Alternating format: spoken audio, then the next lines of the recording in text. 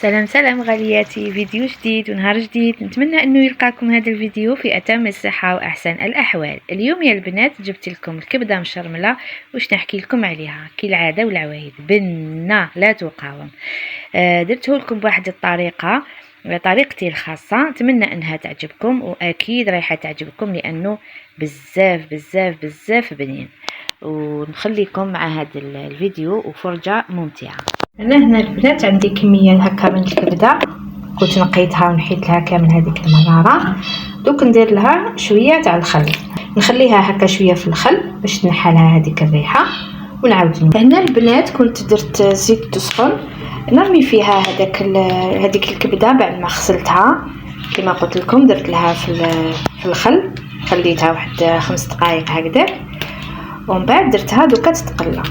انا نخليها هكذا كبيره، وبعد كي طيب تقلى لي مليح باش نقطعها كما راكم تشوفوا معايا هكا. زدت درت معاها القلوبه البنات، هادو قلب تاع الدجاجه. بكري كانوا يقولوا ما تاكلوش قلب تاع الدجاجه، اللي ياكلوا يخرج خوات، فين انا ما كليتهم ونموت عليهم. خلي هذا الخوف هذا غريزه في الانسان، يعني ماشي هذا القلب تاع الدجاجه اللي راح يخلينا خوافين. المهم كاينه من هالبنات تما اللي موافقه تاكلها بلا قلب الدجاجه تحكي لي، انا والله راه ما كليت ومازالني بنين الحقيقه. هكذا قلبو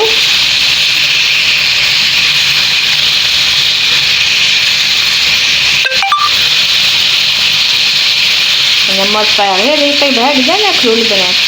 صار راني صايمه اليوم رمضان غالي. البنات اللي تقلات معايا باش نحيها دوك. هذه البنات نحكمها كامل، نقطعها مرسومات هكا صغار. من جهه اخرى هذيك الزيت اللي قليت فيها انا ما نرميهاش، نزيد نطيب فيها.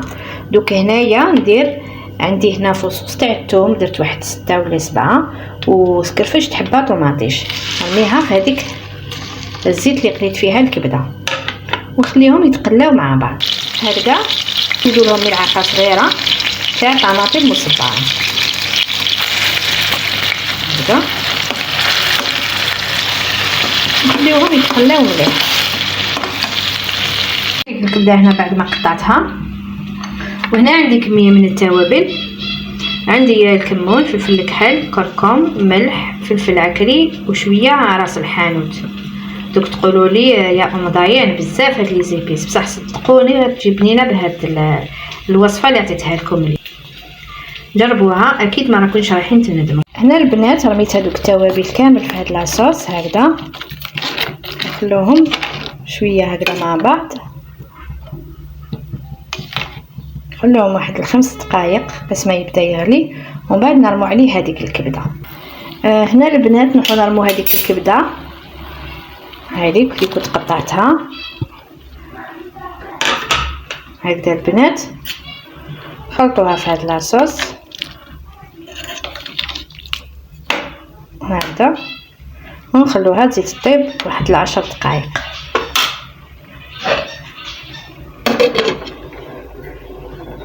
هاي ديك البنات طابت معنا هذيك الكبده مشرمله. في الاخير واش نزيدو لها؟ نزيد لها كميه، هنايا عندي تشكيله من الحشيش ومعدنوس هكا شويه،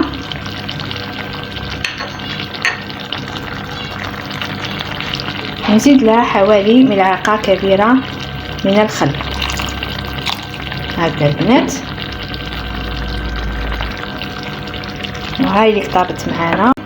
واش نحكي لكم البنات، هكا الروائح لهم يطلعوا منها شهيتكم في الجنه خياتي. شوفوا هذيك لاصوص، شوفوا هذيك لاصوص تاعها.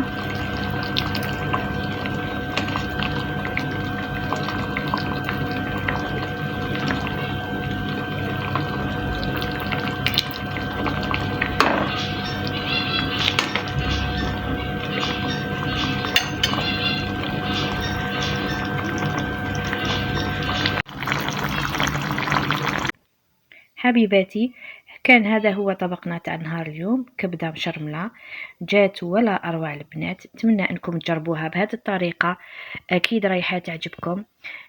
نشكركم على التعاليق الجميله حبيباتي، واي وحده دخلت لقناتي نقولها مرحبا بك في عائلتنا.